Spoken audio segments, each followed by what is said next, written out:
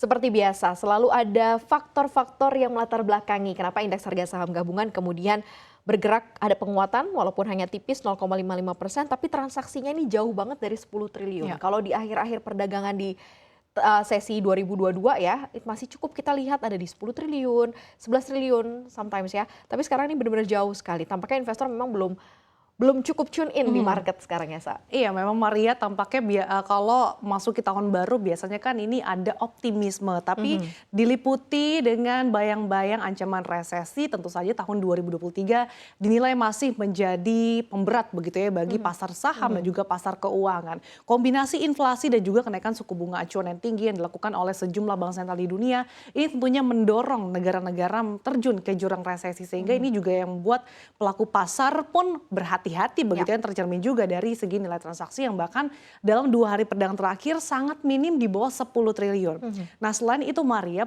perlambatan ekonomi global ini juga tercermin dari aktivitas manufaktur Ya. yang melambat di sejumlah negara, di mana PMI manufaktur China dan juga Amerika Serikat ini dikabarkan akan dirilis pada hari ini, di mana kalau misalkan kita lihat berdasarkan konsensus Trading Economics, aktivitas manufaktur China versi Caixin pada Mhm. Desember ini melambat menjadi 48,8 dari sebelumnya 49,4. Nah, penurunan ini merupakan yang terbesar sejak awal pandemi pada Februari 2020, Maria. Mhm. Artinya, data ini kurang lebih sama ya dengan yang dirilis versi NBS bahwa aktivitas manufaktur China ini dalam zona kontraksi. Mhm. Sementara itu, PMI manufaktur Amerika Serikat, nah ini juga diperkirakan melambat menjadi 46 gitu dari Ya. sebelumnya di level 47. Mhm. Dengan kata lain, aktivitas manufaktur duo biggest Biggest, economy ya. Amerika Serikat ini terkontraksi begitu ya. Tentunya ini dikhawatirkan kalau mereka terkontraksi akan Mhm. mempengaruhi negara-negara emerging market dan juga akan mempengaruhi supply chain. Mhm. Mhm. Indonesia saja sebagai negara eksportir begitu ya. Kalau permintaan dari negara-negara duo biggest economy ini saja melambat, ini kan otomatis juga akan penurunan produksi yang juga memicu PHK yang massal begitu. Kemudian juga sudah terjadi dalam beberapa bulan terakhir, Maria. Belum lagi ini juga akhir-akhir ini IMF juga memberikan isyarat atau wanti-wanti kalau tahun ini merupakan tahun yang cukup berat karena Mhm. 3 negara yang merupakan motor penggerak pertumbuhan ekonomi global yaitu Amerika Serikat, Eropa, dan China. Nah, ini semuanya mengalami perlambatan aktivitas ekonomi gitu ya. Tadi juga tercermin dari aktivitas manufaktur yang melambat. Belum lagi Presiden Jokowi juga mengingatkan kalau tahun Mhm. 2023 ini adalah tahun ujian karena setelah melewati tahun 2022 masa turbulensi. Tadi Bu Sri Mulyani juga mengatakan tidak heran ya kalau Mhm. perekonomian global ini memang mengalami masa-masa yang brutal begitu. Tapi ternyata berbagai negara mampu melewatinya, Maria ya, dengan berbagai tantangan yang ada. Oke, menarik sebenarnya ya kalau dilihat kenapa fokusnya ke dua biggest ekonomi di dunia ya, yaitu adalah Amerika dan juga China. Dan side effect-nya pasti ke Indonesia karena mitra dagang kita terbesar juga ke China dan Iya. juga ke Amerika Serikat. Dan ingat juga pernah ada riset dari IMF juga yang mengutarakan bahwa kalau ya, global ini masuk ke cost living crisis, artinya Mhm. adalah rantai pasok yang terganggu gitu ya, sektor-sektor ekspor impor. Nah ini mungkin yang dikhawatirkan Mhm. turbulensinya akan berkelanjutan lama nih ke Indonesia karena kan memang mitra dagangnya cukup besar antara Amerika dan juga China. Tapi kita lihat ya, mudah-mudahan kita punya jaring pengaman yang cukup baik dan juga strategi ke depannya. Apalagi kalau ngelihat Singapura yang kayaknya lumayan happy nih hasilnya nih Sani Iya, untuk lumayan happy PDB-nya. tapi harus hati-hati juga, Oke. Maria. Meskipun ekonomi Singapura tumbuh 3,8% pada tahun 2022 lalu atau sebenarnya berada di atas ekspektasi pemerintah begitu ya, 3,5%, tapi sebetulnya capaian ini lebih lambat, Maria, Mhm. daripada tahun sebelumnya yaitu 7,6%, tepatnya pada tahun 2021. Nah, penurunan atau perlambatan ekonomi ini dibandingkan dengan tahunan itu Mhm. dipicu oleh sektor jasa yang terkontraksi secara tahunan Iya. ataupun kuartalan, dan ini menunjukkan bahwa dampak perlambatan ekonomi global ini betul-betul nyata, dan kemudian pertumbuhan ataupun target kemudian lebih lanjut dari level ini dinilai akan sulit dicapai di tahun ini.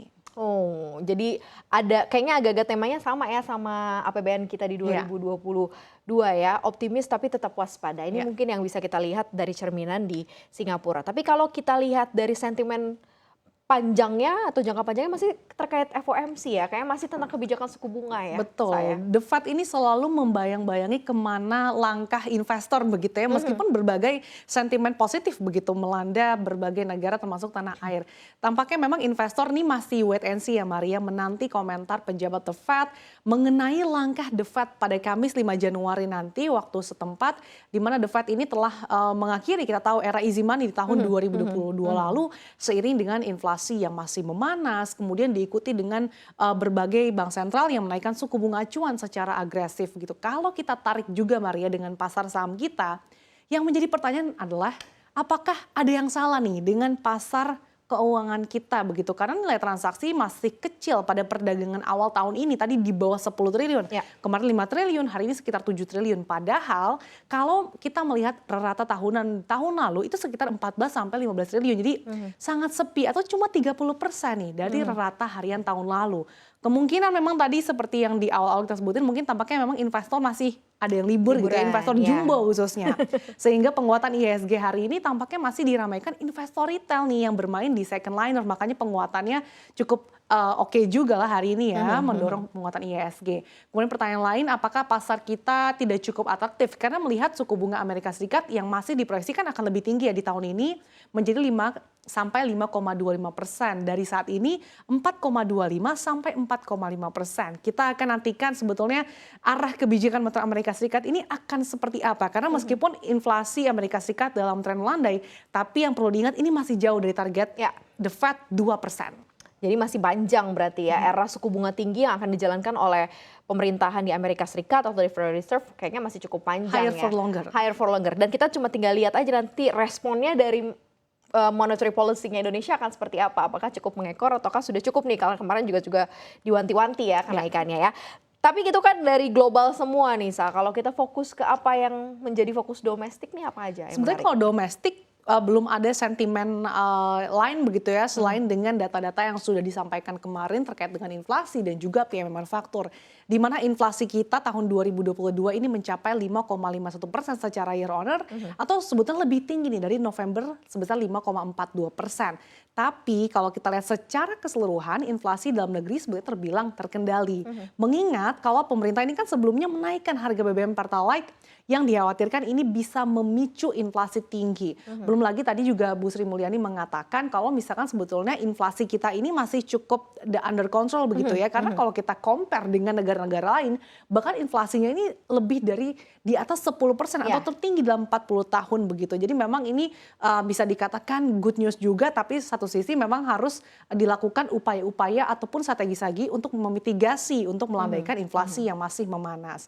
Selain itu, kemarin juga S&P Global ini melaporkan bahwa PMI manufaktur kita naik nih menjadi 50,9 pada Desember 2022 atau naik dari bulan sebelumnya 50,3. Artinya sektor manufaktur Indonesia ini masih dalam zona ekspansi dibandingkan dengan negara-negara lain. Tadi dua biggest ekonomi saja aktivitas manufakturnya sudah dalam fase kontraksi. Apalagi China, misalkan negara mitra dagang utama tanah air, itu juga aktivitas manufakturnya sudah masuk dalam fase kontraksi dalam 3 bulan terakhir. Jadi satu sisi memang meskipun aktivitas manufaktur kita masih dalam fase ekspansif, tapi balik lagi ini trennya sudah mulai melandai. Ini balik lagi karena memang kita tidak bisa terhindar dari namanya faktor perekonomian global. Masih terus ada kontribusi juga ya.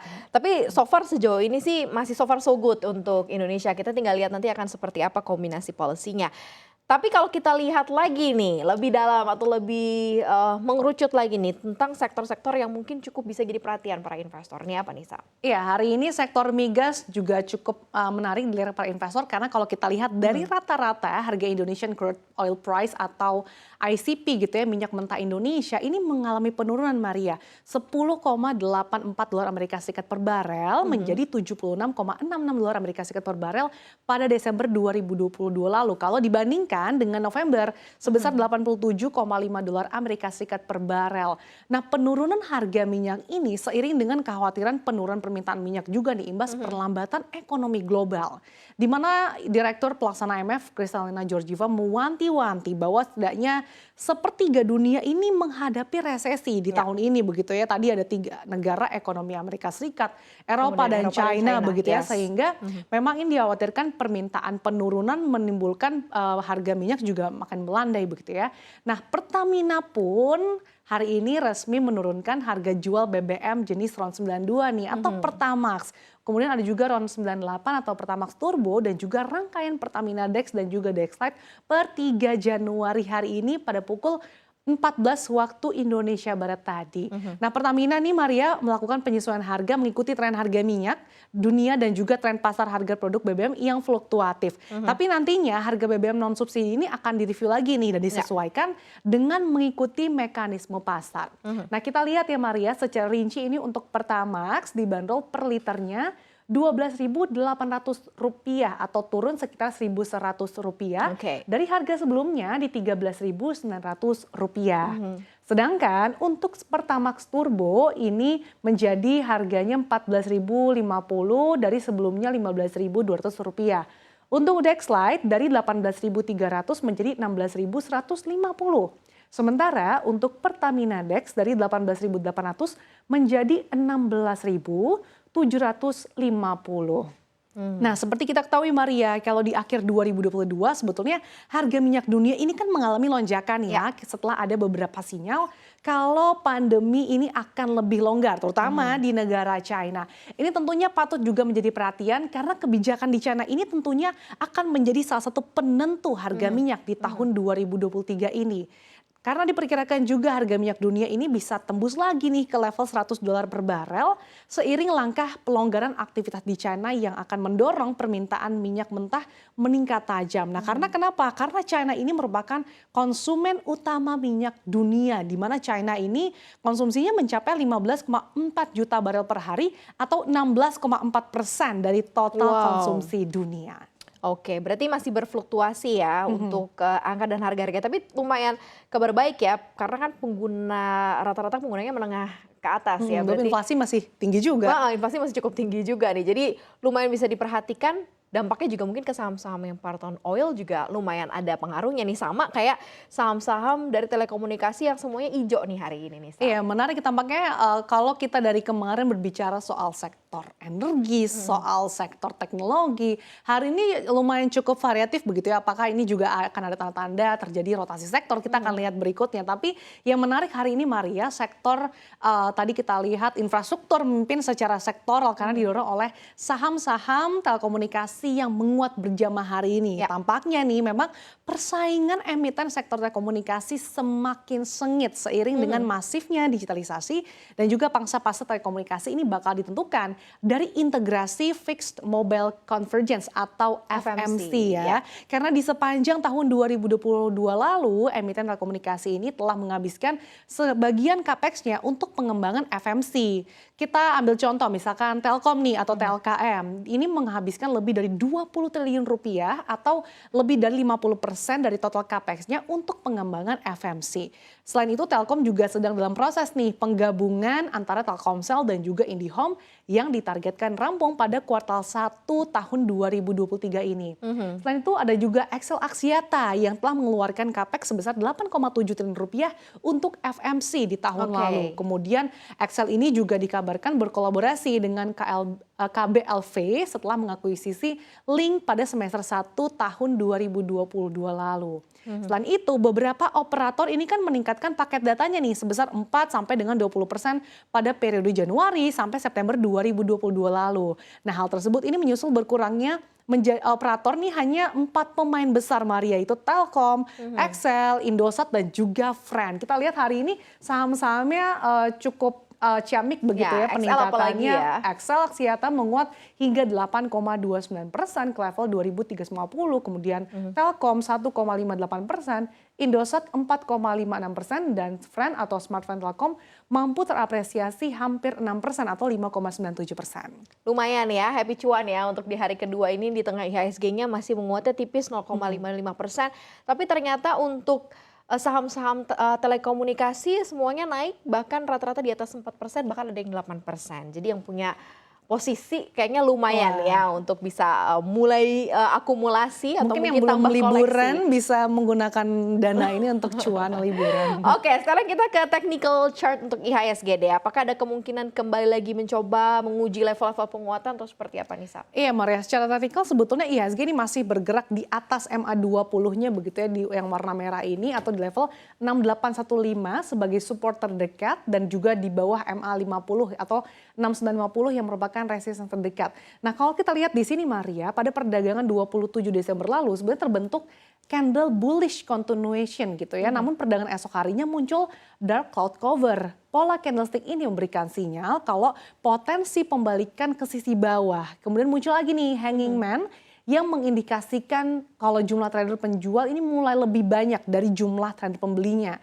Kemudian selanjutnya pada penutupan perdagangan kemarin, ini pola candle membentuk doji yang menunjukkan kalau investor ini tampaknya masih wait and see nih dengan situasi yang ada. Namun dengan melihat candle hijau yang terbentuk hari ini sebetulnya masih perlu konfirmasi lagi ya, apalagi melihat volume yang masih di bawah rata volume 20 hari terakhir, maka IHSG ini butuh otot yang cukup kuat nih untuk bisa mendobrak, untuk mempertahankan juga di zona penguatan dan juga bisa mempertahankan pola bullish jangka pendeknya. Kita berharap ya, karena di pekan ini masih sisa 3 hari perdagangan, di bulan ini juga masih cukup panjang, kita masih tinggal lihat level-level pengujian apakah IHSG kemudian bisa mendatangkan January effect yang Ya, juga kita cukup nantikan. ciamik ya untuk para investor. Yang pasti ini disclaimer on, kami kembalikan lagi kepada Anda untuk memilih saham-saham mana yang jadi portofolio saham Anda. Thank you banget ya saya.